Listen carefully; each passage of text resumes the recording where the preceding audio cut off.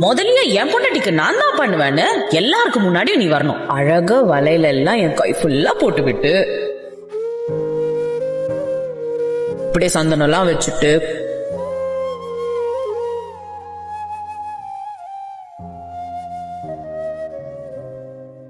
குங்குமம் எல்லாம் வச்சுட்டு அர்ச்சத்தை எல்லாம் போட்டு விட்டுட்டு